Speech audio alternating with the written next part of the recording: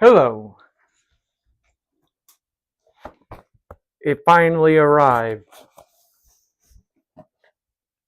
I ordered this thing a long time ago. What is it, you may ask? Well, I'll show you. I want to grab a phone so I can view the chat. I'm using my everyday phone as the webcam, and it picks up the green screen way better than the usual webcam that I use. So I have, it over there filming me. So I can't use it to look at the chat. And I still haven't found out a good way to get chat to display on the screen where I can see it. So we'll just do it this way. This is a hand-me-down phone from my mom that she very much used on the road. She's a truck driver over the road. And it has definitely seen better days. Like, the screen is all kinds of messed up, but that's okay. For what I need it for, that's okay.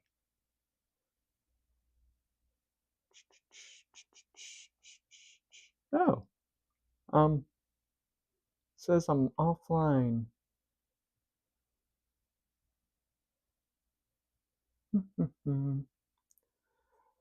That phone is a Pixel, Google Pixel, and this is a Samsung, so I don't know it as well as I do my phone. Okay, that appeared for a second.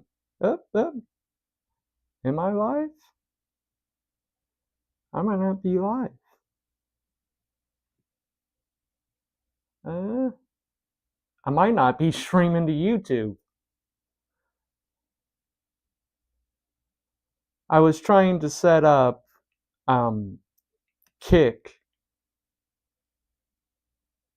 hang out with all the degenerates over there, because from what I understand, you can just do anything on that website. I mean, literally killed a guy on that website. Not me, but some other people, like in Romania.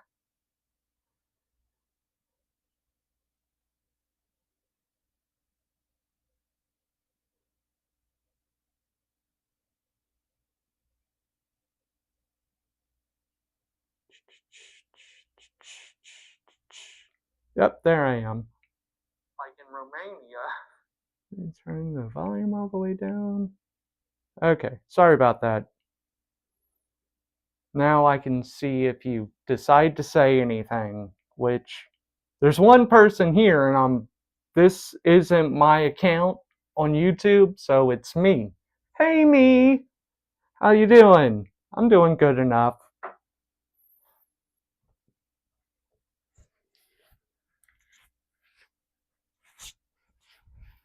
Get my mouth gunk in order. This has nothing to do with this. I don't know why I picked it up. Maybe you saw, I don't know. But it's a bomb bag. And I got little bombs in it, crochet, see? Like, they don't explode. Not yet. I'm not done with them. What's in the box, I hear you saying? Well, you can get a little bit of context clue from the background. Oh, and I figured out the green screen. I think I mentioned that already, but the last time I tried to stream with it, I was an apparition. I haven't opened it yet. I've had it for a couple of hours, but I have been super busy today, and I wanted to open it on stream with, well, let's see. No, there's someone else here. Hello, other person. I'm opening a box. But yeah, I figured out the green screen, so it looks like I'm not transparent, so that's good. What's in the box? Oh my god. I shall show you here. Aren't these a cool pair of scissors? I think these scissors are so cool. Do do do do do. Ooh. Oh yeah. This is most certainly what I ordered. That's good. It's always good to get what you ordered. Get on camera. And then for the illiterate out there, it's Daggerheart. It's the core set. Not a core set, but like the core set. I don't think anyone thinks of a core set whenever I tell them or anyone tells them that they got a core set. But my brain is like, corset, like the girdle. Because even though I'm only in my 30s, in my heart of hearts, I am a 80-year-old man. I'll just tell you that right out the gate, Gotta be careful. I don't want to damage it. I just got it. Oh.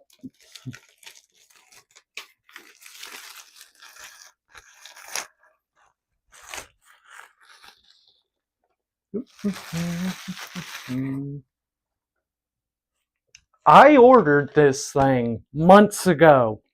It was supposed to get here in September, but it got delayed, so it didn't get here until today.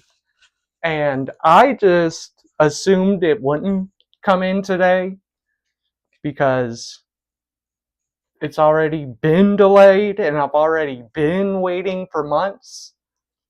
So I'm pretty happy that it actually showed up. I was about to rip the Daggerheart cover off. No, it just slides off. Who's illiterate now? Not me. I'm silly. I think this is going to be the cards. Yes. This is one of my favorite things about the entire concept of Daggerheart. I did a one-shot run that a buddy named Matt, he ran it, but he didn't have any of the cards or the book or anything. He just printed a bunch of stuff out at the Staples and we just rolled with it. So it's going to be nice to have the actual card set.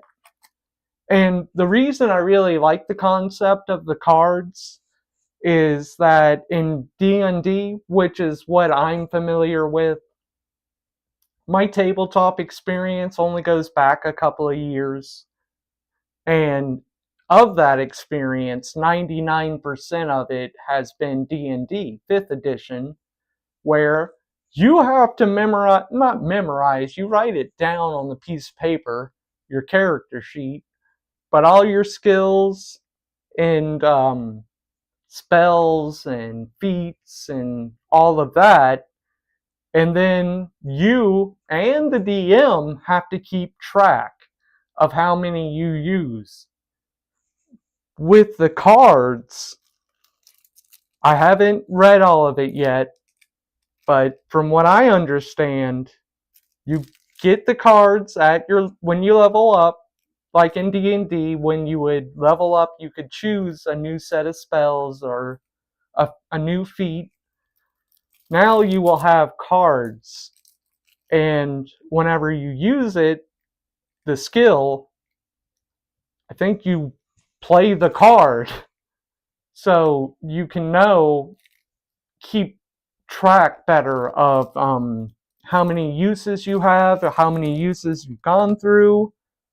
So this is like one of the key things that I have been excited about. Whenever we were playing the one shot with everything just printed out, we did just have a piece of paper that was like, these are the cards you would have. which is cool. It was an awesome session. It was great. It just wasn't as cool as this is going to be. Let me just set this down right here for a moment.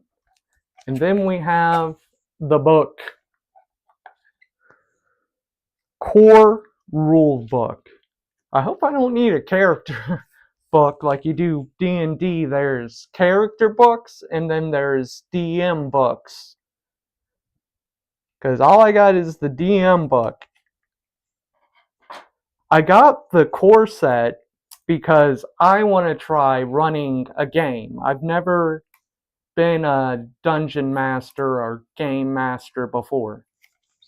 And I think I'd be really good at it. What I wouldn't be good at is keeping track of everyone's spells and stuff like that. What they've chosen, you know. Basically, my players would be able to freaking scam and cheat me because I'd be like, I don't know.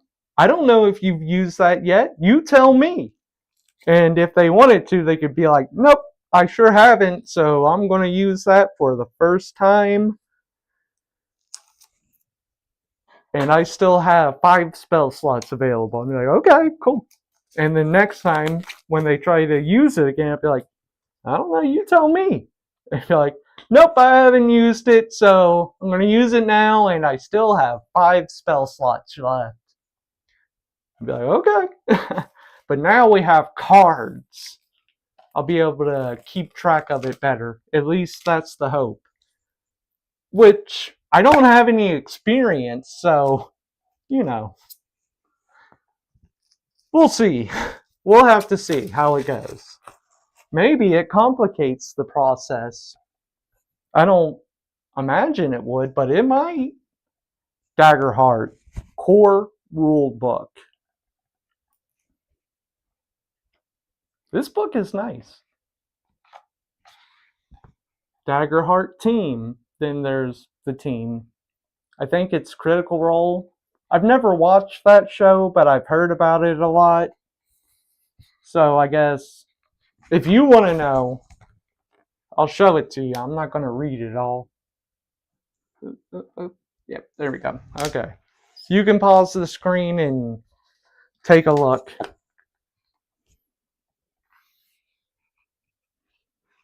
Got a press team. Okay, cool. Content. Introduction. Chapter 1. Preparing for adventure. I add words a lot whenever I'm reading out loud. I guess my brain just says, no, there should be a "the" there. Chapter 2. Playing an adventure. Chapter 3. Running an adventure. That's the one that I need to probably read a bunch of times. Chapter 4. Adversaries and environments. Chapter 5. Campaign frames. And you got your appendix. Introduction. Welcome to Daggerheart. Daggerheart is a collaborative fantasy role-playing game of incredible magic and heroic adventure. During your journey, you may find yourself rubbing elbows with nobles to investigate and stop an assassination plot, delving into an ancient dungeon to prevent an apocalypse, or I guess, no, and, not the. I guess there's a lot of apocalypses. Creature from breaking. Apocalyptic. Okay. An apocalyptic creature from breaking free. I mean, we should probably just leave it alone. If it's locked in a dungeon and we go and open the door, I don't know, it kind of sounds like we would be the ones letting out the apocalyptic creature at that point. But I'll let the players figure that one out. Breaking free. Sailing across the vast ocean to face a terrifying sea monster or preventing a precious relic from falling into the hands of dangerous enemies. No matter the adventure your party embarks upon, Daggerheart provides the tools to tell a story that is both heartfelt and epic. Okay, we'll see about heartfelt. And we'll see about epic. I should probably talk to the guy that ran the last Daggerheart one-shot campaign I participated in. He ran a Fallout campaign that it kind of fizzled out, unfortunately, but it was a lot of fun, and he seemed to know what he was doing, so I can talk to him about it. What is a tabletop role-playing game? Okay. If you ordered or ran across this book and got it and didn't know, that's good for you. Gotta get a better hold on this thing. A tabletop role-playing game, or TTRPG, is an immersive, interactive storytelling experience where players take on the roles of characters within a shared world and collaborate to tell a story about those characters. Daggerheart is meant to be played by 3 to 6 people, known as your group or table, with one person taking the role of the game master or GM. It always used to be called DM when I was growing up, and it's not like I ever played to really familiarize myself with it. It's just kind of awkward to begin calling it a game master when it's like in my brain it's always been dungeon master. That's not important. While the others each play a single character referred to as a player character or PC, the GM facilitates the story that takes shape around the PCs. They introduce rewards, complications, and consequences to the narrative, embody the story of their characters, also known as non-player characters or NPCs, and help the story progress each time you play together. See, like, that's the main reason I want to try my hand at DMing, because I think I can come up with some pretty fun stories. Maybe I'll write some of them on stream and we can kind of do it together. What kind of role-playing game is Daggerheart? Daggerheart is a heroic, narrative-focused experience that features combat as a prominent aspect of play. That's where the cards will come in. The system facilitates emotionally engaging, player-driven stories, punctuated by exciting battles and harrowing challenges. The game takes a fiction-first approach. Okay, that's good.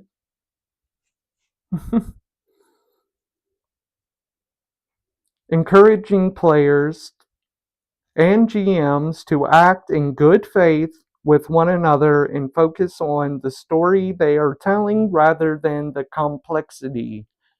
That's really what I'm into about the Daggerheart concept. I haven't delved deep enough to really say, like, this is amazing, I love this. I like it for sure. And I really like the dice rolls and the hope and fear element of it. Is element the right word there? I think it is.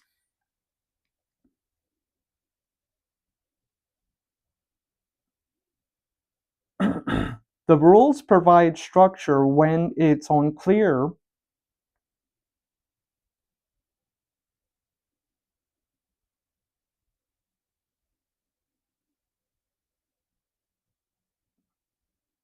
Sorry, I'm just going to restart this paragraph. The game takes a fiction-first approach. encouraging players and GMs to act in good faith with one another and focus on the story they are telling rather than the complexity of the mechanics.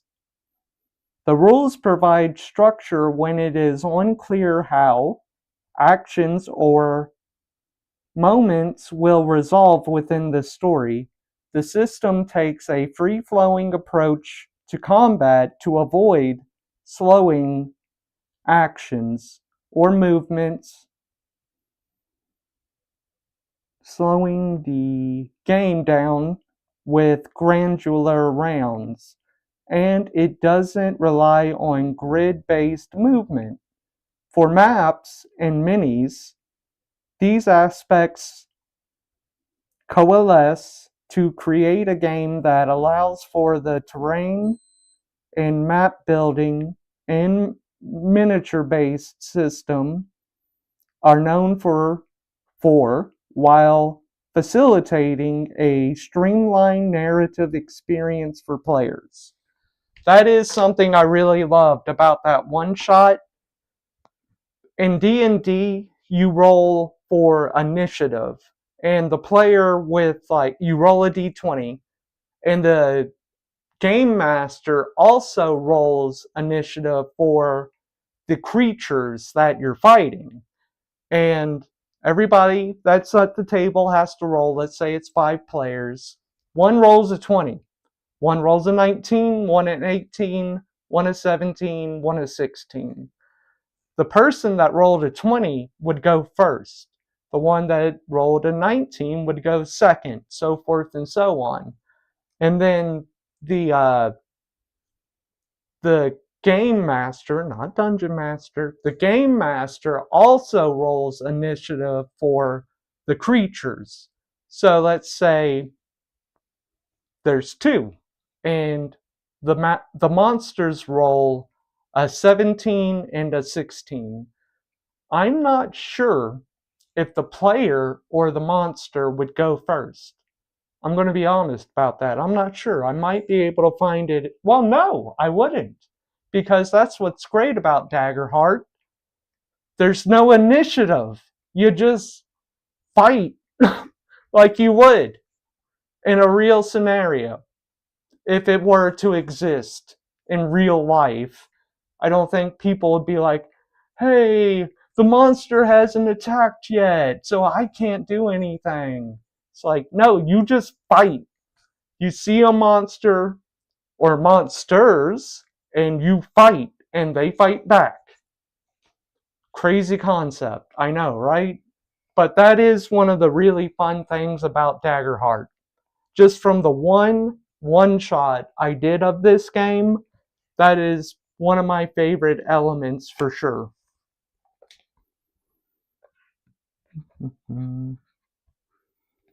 If you're looking for a tabletop RPG that tells a heroic fantasy stories with modern approach to mechanics, focusing on both epic battles and the emotional narrative of the characters who fight in them, you have come to the right place. Daggerheart also utilizes an asymmetrical design, meaning that it plays differently for the GM than it does for the players. Players roll 2 12-sided die for their PC's standard actions, including their attacks. I guess that would be a standard action. The GM can make most moves without dice, but they roll a 20-sided die for adversary moves that require a roll. The asymmetrical design is intended to help all participants contribute to a memorable experience for everyone at the table.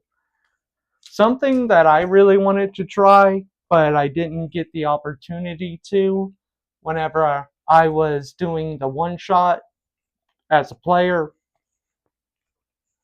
We had just like, we were one attack away from beating the boss, let's say.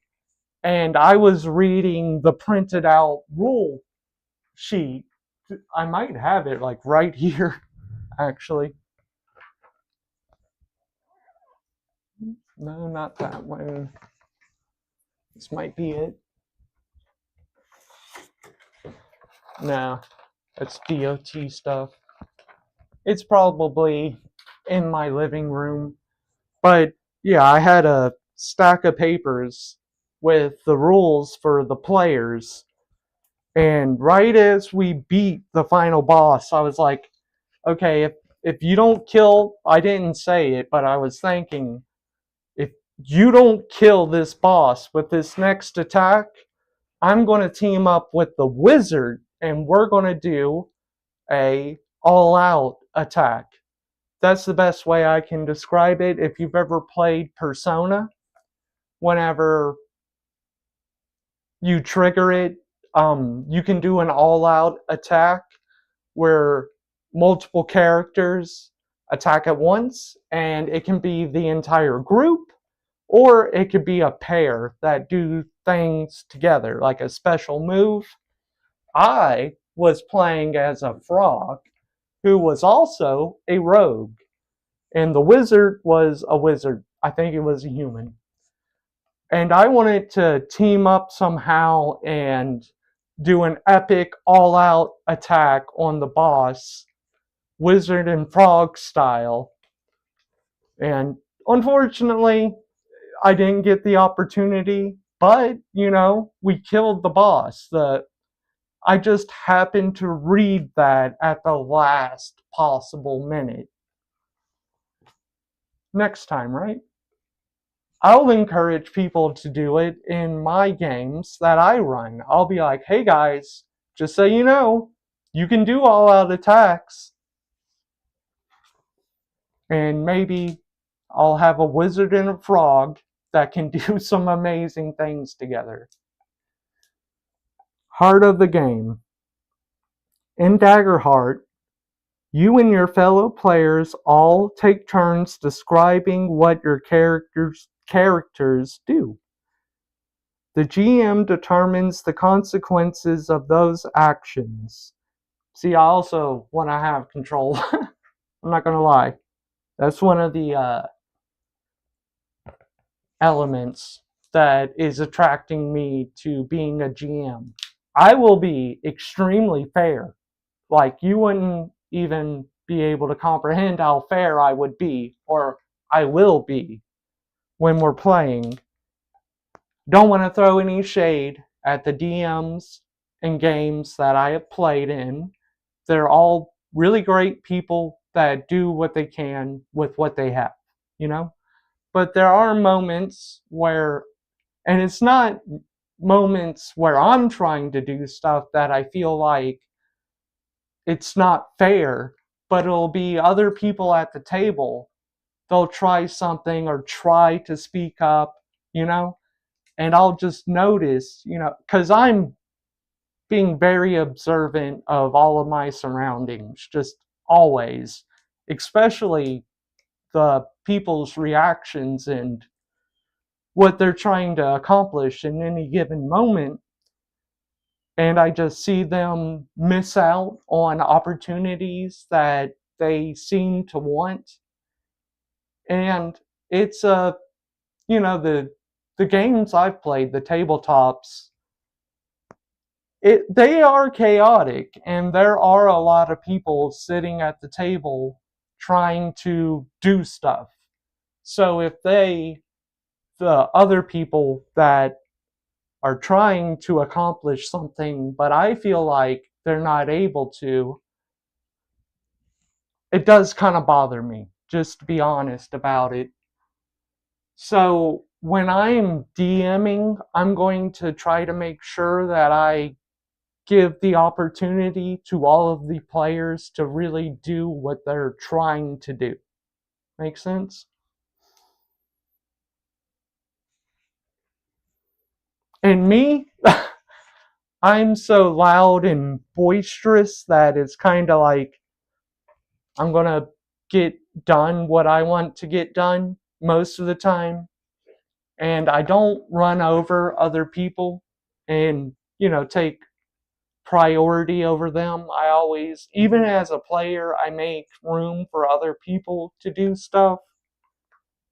And, you know, I just want to continue that as a GM, not a DM. It's a GM now.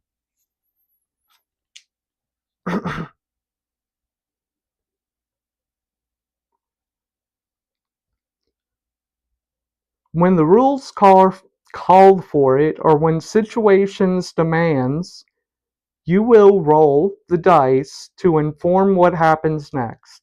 Depending on the result of the roll, the events of the ongoing story will unfold in new and unexpected ways.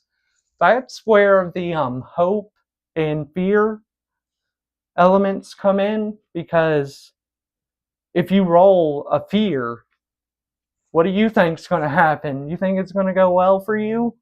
Not so much. But that's really cool. I really like that. And it's the same deal with a D20. Like if you roll a 1, that's a critical fail. And you don't need a fear token to feel that. You know what I mean? This, from what the book is saying, just streamlines that and makes it more engaging and faster pace. And in the one shot I played, that was true.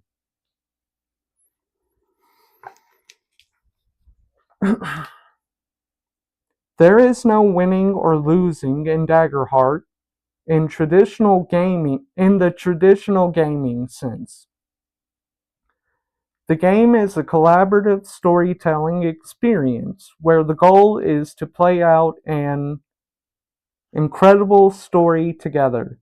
Even if the characters fail to achieve their goals right away, make big mistakes, or even die, they never lose. If a character dies, the party can look for a way to bring them back to life. Or that player can make a new character for the party to meet along their journey. In all of the games I've played, none of us have had to do that before. Like, we always, just barely squeak out. Like, whenever we finished book 2 of a 5-part series that the DM of the first game I really got into, when we wrapped that up, we had to come up with a name for our team, our group. And so going into book 3, we would have a representation like, hey, we are and people can recognize that. And what we chose was the Razor Goats. And the razor element comes from just barely making it out on the razor's edge, but also, we're the greatest of all time. It was a fun game. It was a really fun name. It was a lot of fun.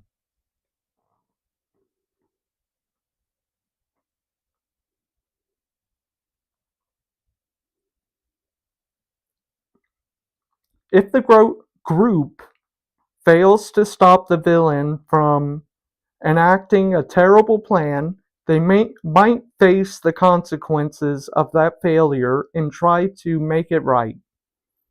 If they succeed, they may triumphantly win the day, or they might get anger or emboldened an even stronger enemy who retaliates. Okay. You might win the day, you think you're killing the boss, but also, or actually, that was the mini boss and you made the actual boss very angry. I think that's what it's saying.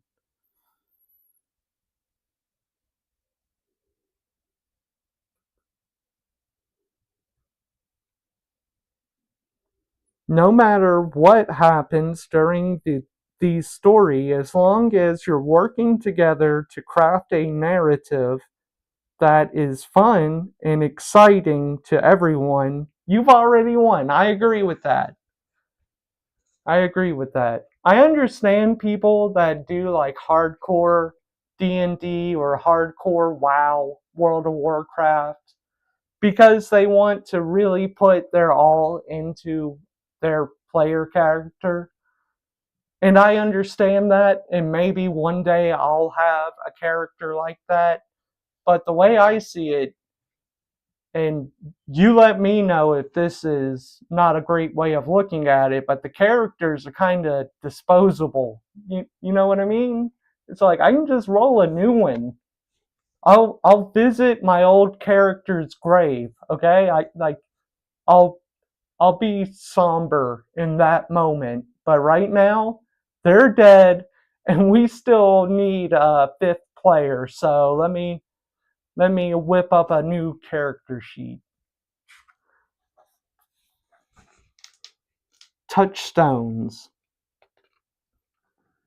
Daggerheart derives inspiration from a variety of sources.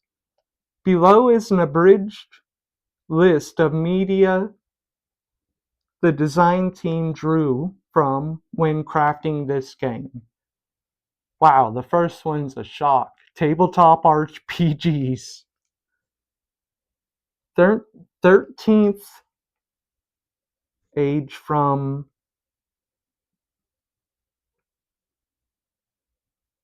Pelgrane Pass. Apocalypsis Key from Evil Hat Productions. Oh, I guess these are different games. Okay. I thought it was going to be like telling a story like the other pages were. Books. J.R.R. Tolkien. Who would have guessed it? The Wheel of Time. I tried to get into the Wheel of Time, and I just didn't find it that interesting. And then when I looked at how long the series was, I was like, okay, I'm good. Never mind.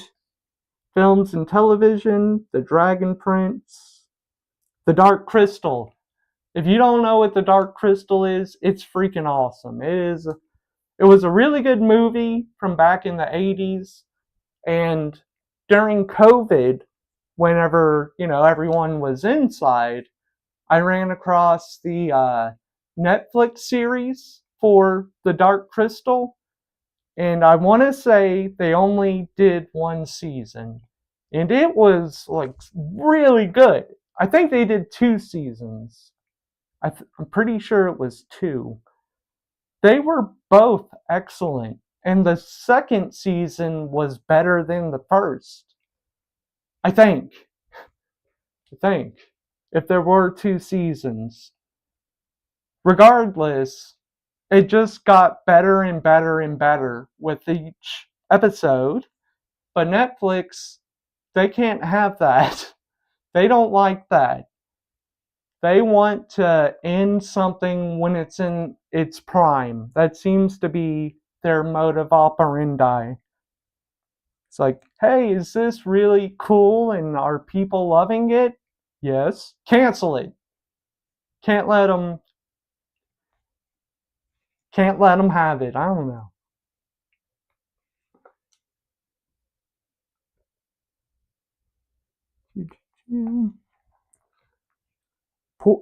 Poor core mechanics overview.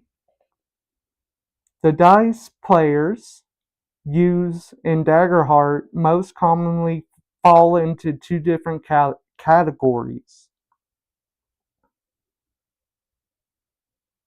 Your duality dice and your damage dice. Your duality dice are 2 different colored 12-sided dice, or D12s. My hand's getting in the way in the shadow. Hold it weird.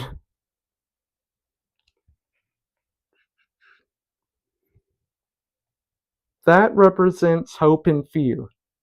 Yeah, I was worried. I was like, is it fear? It's fear. These dice embody the fate of the world and its effect on the character's success. Your damage dice corresponds to the weapon or spell your character wields, expressing the deadliness of a successful attack. When you roll to see whether your character succeeds or fails at a task or challenge, you roll your duality dice and take the sum of their result. Then add any bonuses your character has that apply to the action. If the total is equal to or higher than the difficulty set by the GM, your character succeeds. If it's lower, they fail. Pretty simple. You will also tell the GM whether your hope or fear die rolled higher. As the situations around you change based on that result, we'll discuss this more in depth in the core mechanics section of chapter 2. Sorry. Sessions and campaign. When the GM and players gather to play Daggerheart, that game is called a session. Each session is a small story, and if the group plays more sessions, these small stories become part of a larger narrative known as a campaign. Longer campaigns may be broken into arcs. I think that's what the DM was doing whenever I was playing and we were the Razor Goats. I think, I don't know. Multiple sessions collectively focused on a specific part of the story. If overthrowing a corrupt ruler is a campaign, recruiting allies from neighboring kingdoms is an arc within that campaign. Okay. Daggerheart is built to accommodate many kinds of stories.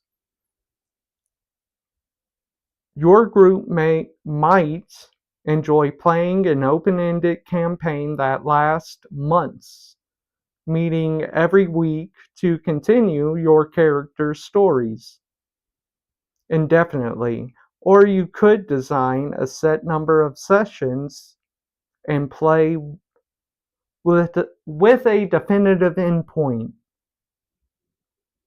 Your group might enjoy a short 10-session romp with a party of characters before making new ones.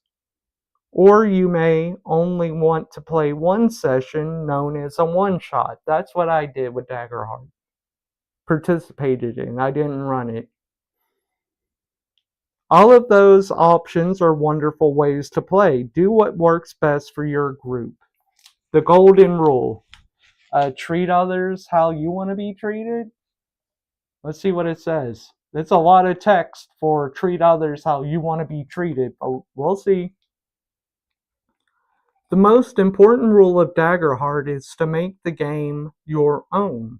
The rules included in this book are designed to help you enjoy the experience at the table, but everyone has a different approach to interpreting rules and telling stories.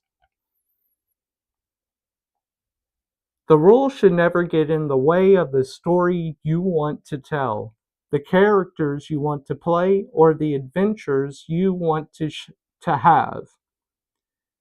As long as the group agrees, everything can be adjusted to fit your playstyle. If there's a rule you'd rather ignore or modify, feel free to implement any changes with your table's consent. I mean, that's a pretty good golden rule. I think that's what session 0 is for. Before you start your campaign, everyone gets together and creates their characters and stuff like that. And you go over what the rules for that specific campaign will be.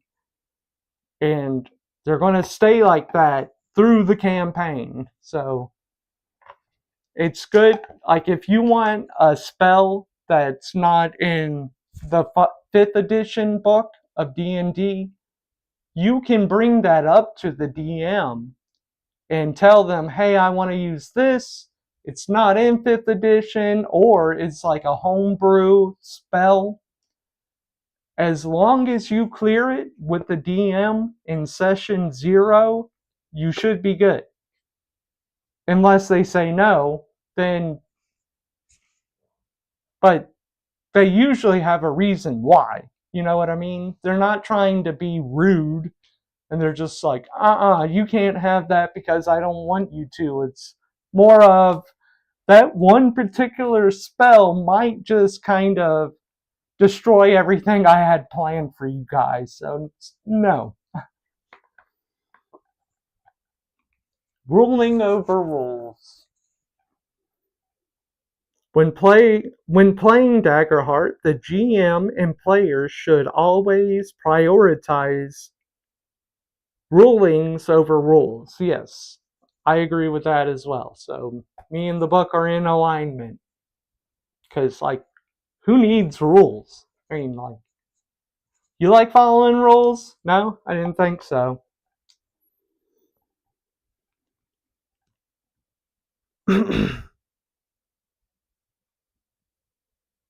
Rulings over rules. The book offers answers for many questions your table may have about the game, but it won't answer all of them. When you are in doubt about how a rule applies, the GM should make a ruling that aligns with the narrative. That's something else about being a DM. The person running the game, they get final say. And that's a good and bad thing. I've never had it result in negative, like a negative experience. But I could see a DM being like rude to a specific player that maybe they just don't like, or anything else. Maybe they don't like the color of their shirt. And it could potentially be, why are you singling me out? Like, you're not doing this to any of the other players. I haven't seen that happen. And I hope it never happens while I'm running a game. And if it does happen, I would want my players to call me out. But that's neither here nor there. For example, Daggerheart has a weapon called the Grappler that lets you pull a target close to you. If you try to use it to pull an entire castle, the weapon text doesn't forbid you from doing that, but it doesn't make sense within the narrative. Instead, the GM might rule that you pull a few bricks out, or pull yourself towards the wall instead. That would be fun. Similarly, if your character does something that would logically result in immediate death, such as grappling a brick wall and getting yanked towards it, right? Such as diving into an active volcano without precaution. What kind of precaution? I guess a spell, maybe? You might not get to make one of Daggerheart's death moves, which normally give you control of your character's fate in their final moments. This kind of consequence should be made clear before the action is completed, and it should always follow the logic of the world. As a narrative-focused game, Daggerheart is not a place with technical out of context out of context interpretations of the rules are encouraged. Daggerheart is not a place where technical out of context interpretations of the rules are encouraged. Everything should flow back to the fiction, and the GM has the authority and responsibility to make rules about how rules are applied and underscore that fiction. Okay. Using this book, the Daggerheart Core Set Rulebook is divided into 5 chapters. Chapter 1, Prepare for Adventure. This chapter covers everything you need to know to make a character in Daggerheart system. That's good. Chapter 2, Playing an Adventure. This chapter details the core game mechanics you will need to play a session, as well as how to level up your character, multi-class to access new domains, and use special equipment you might discover during play. Chapter 3, Running an Adventure. This chapter is specifically for the GM, giving you the tools you will need to run sessions and campaigns. In addition to detailing the core GM mechanics, this chapter guide this this chapter guides you on using safety tools, running Session 0, customizing campaign maps, planning story arcs, and more. Chapter 4, Adversaries and Environments. This chapter provides rules and stat blocks for filling your world with challenging adversaries and dynamic environments. You can use the pre-generated advisory and environment stat blocks, or follow this chapter's guidance to create your own. I think I'll probably be creating my own, but I don't know yet. But if I had to guess. Chapter 5, Campaign Frames. This chapter provides campaign frame options you can use to structure long-term play in the appendix. Lastly, this is where domain card text, character sheets, character guides, maps, and all other references, documentation for the game can be found. Super duper. I'm not going to read this entire book to you on camera. I'll do that on my own time. Probably get through it faster if I'm not reading aloud. I'm excited. I think this is going to be really fun. And I do believe I will be a good DM. GM, Game Master. I keep saying DM. Let's look at some cards, y'all. I like this. The artwork is really pretty. Like, this whole set is nice. They put a lot of effort into it, from what I can tell.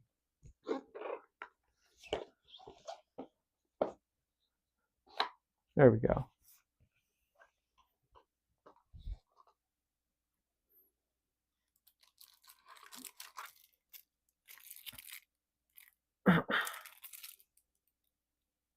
Mm-hmm.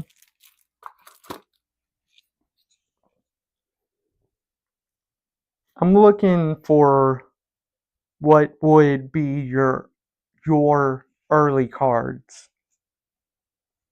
Here we go. This one has a 1 on it, so 1 is first, right? Maybe not in the world of Daggerheart. I don't know. We'll find out, won't we? You open it like a pack of cigarettes? Yep. Don't smoke, kids.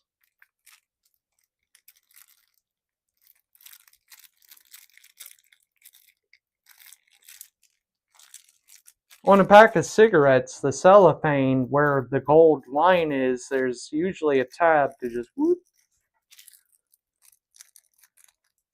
So that's what I'm looking for if you're curious. There we go. Whoop.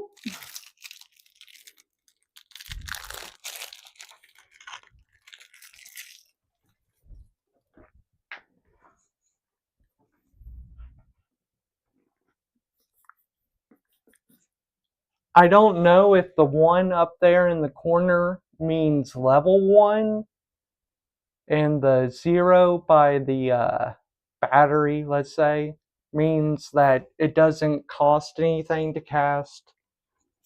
I shall learn that as I go. But this one is Rune Ward. You have a deeply personal trinket that can be infused with protective magic and held as a ward by you or an ally. Describe what it is and why it's important to you. The ward's holder can spend a hope to reduce incoming damage by 1d8. So that would mean if you roll the die and you're about to take 10 damage and you happen to roll an 8, you only take 2 damage. That did happen during the session I played. If the ward die results is 8. Oh, okay. The ward's power ends after it reduces damage this turn. It can be recharged for free on your next rest. Okay, so like in D&D you have long rest and short rest. In short rest, you'll get some of your spell slots back and you'll recover some of your HP. But a long rest recovers everything. And this one just says your next rest. Didn't say long rest, didn't say short rest. And we did a one shot, so we didn't need to rest. So it'll be interesting to see how the resting works in this game. Unleash chaos. That's what I do. Everywhere I go, I unleash chaos, I tell you. At the beginning of a session, place a number of tokens equal to your spellcast trait on this card. I don't know what that means. Make a spellcast roll against target within far range and spend any number of tokens to channel raw energy. It's still picking up. Phone screen timed out, so I didn't know if it was still doing this, but it is.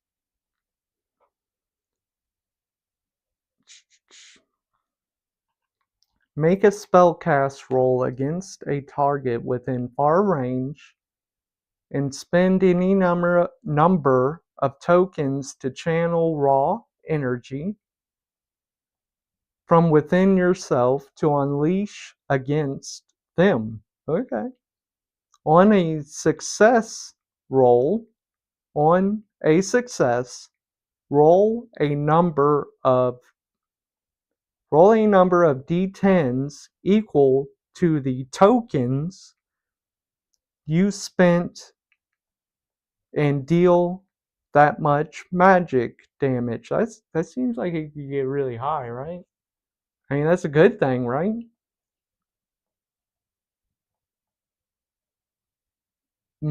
Mark a stress.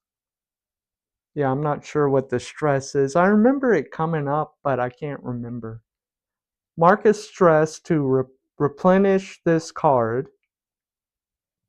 with tokens up to your spellcast trait.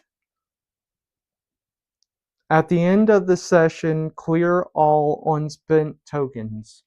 So, like, what if your session ends in the middle of a battle? I've had that happen, and man, it sucks.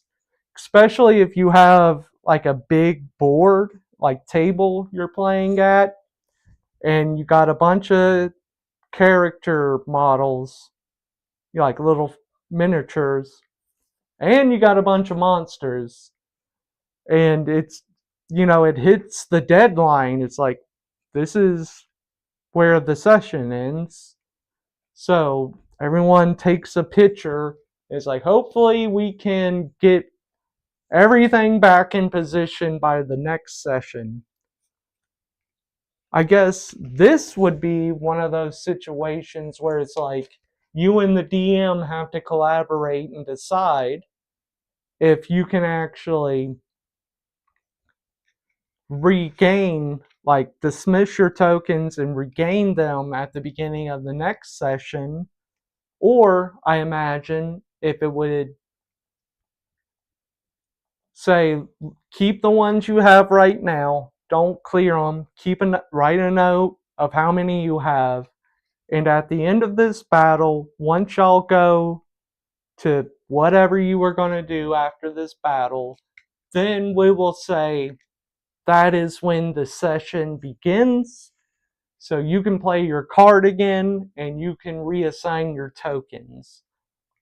Or the DM might be like, no, go ahead, start of the session. I know you're 3/4 of the way through the battle and you've spent all your tokens, but this is the beginning of the session, so go ahead and get your tokens back.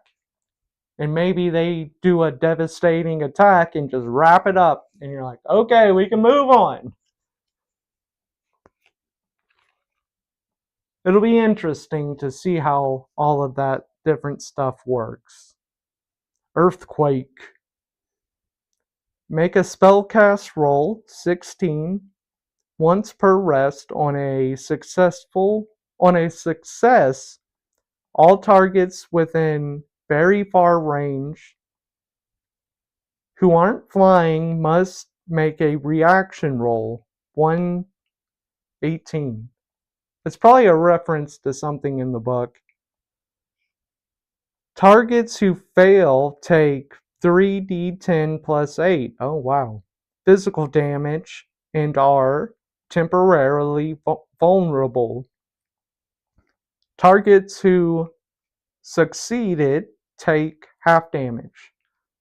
Now, this card it seems like a pretty good card, and it has a 9 in the corner and a 2 by the lightning bolt. So I thought that, flipping, I don't even know if that means you have to be level 9 to play this card. Just whenever I saw the top card had a 1 on it, I thought all of these cards would be level 1.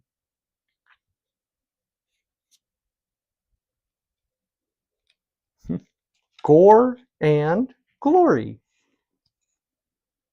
When you critically succeed on a weapon attack, gain an additional hope or clear an additional stress.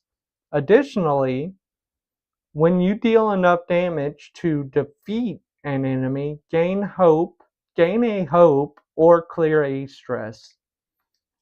That sounds too much like Magic the Gathering. Which, I'm not like enthusiastic about Magic the Gathering, but I'm not against it either.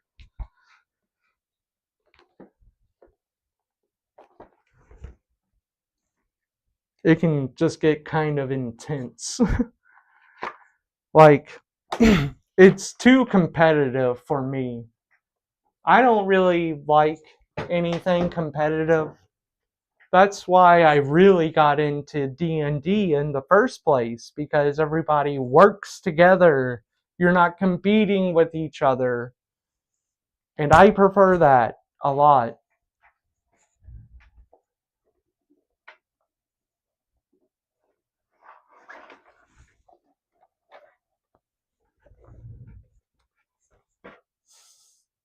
Magic the Gathering. This is not mine, and it's driving me crazy that it's in my possession. This shouldn't be in my possession. It should be in the owner's possession. Every time I try to give it back, they tell me, oh, hold on to it, and you can use it next time we play. That was like 3 months ago. I haven't seen them since then. They had a bunch of these, like different decks. Not that that makes it any kind of different. I believe they have enough Magic decks to play as much as they want, of course. It's not like they disappear after you play a round or game. Please come get your cards, please. I worry when I have stuff like this in my possession because I am clumsy. I am absent-minded. I don't want to damage it. It's in such good condition.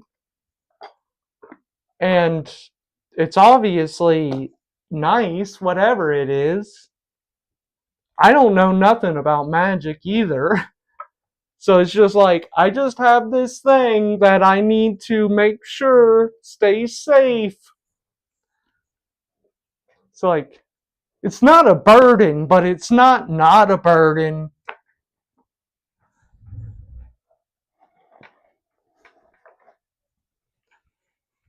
Ugh. There's a show I watch that usually does it live show on Tuesday, but they had too many technical difficulties last night, so they're doing it right now. And I really want to watch it, but I got the Daggerheart course set, and I did want to open it on stream and kind of check it out. So I did that, and now I'm going to leave and go watch the show I like. Deep Fat Fried, but the Deep Fat Fried channel is nuked. Not as in gone, but just as in demonetized. So they still stream on there, but they dual stream on a channel called Onion Nuggets because it's actually monetized and they can have members on that channel. So if you're curious what show I'm going to watch right now, it's the Onion Nuggets. Watch it on the Onion Nugget channel. The original was Deep Fat Fried. Started back in like 2017 or something. They got in trouble. And that channel is out of the algorithm and it's unmonetizable. So they started a new channel called Onion Nuggets. Check it out. It's really good. One of my favorite YouTube creators, TJ Kirk, he's one of the hosts. So if you know who that is and you haven't heard of the show, Onion Nuggets, check it out. It's really good. But until next time, yeah, peace out, y'all.